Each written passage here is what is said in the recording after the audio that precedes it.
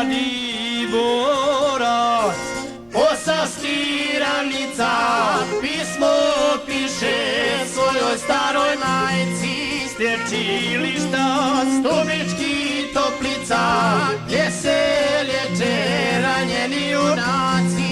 S lječilišta Stubički Toplica, gdje se liječe ranjeni junaci.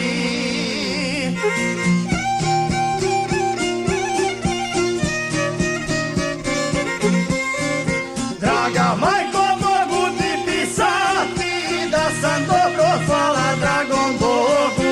Obe su mi ozdravile ruke, jedino sam ostao bez nogu. Obe su mi ozdravile ruke, jedino sam ostao bez nogu.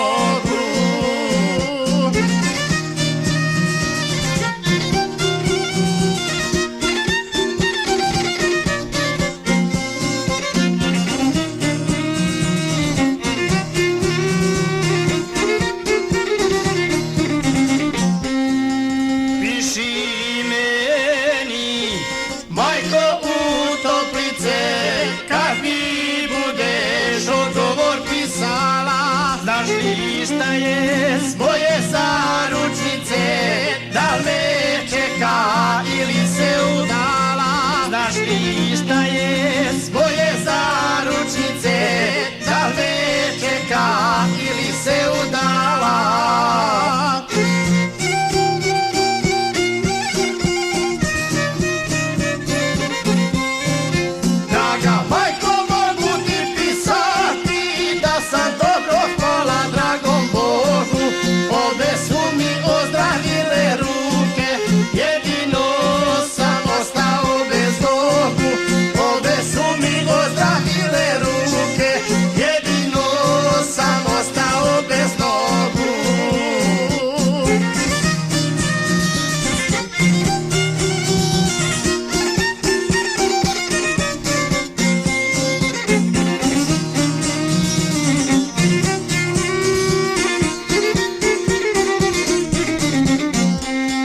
Doktor priđe svome pacijentu, a suze mu orosiše oči.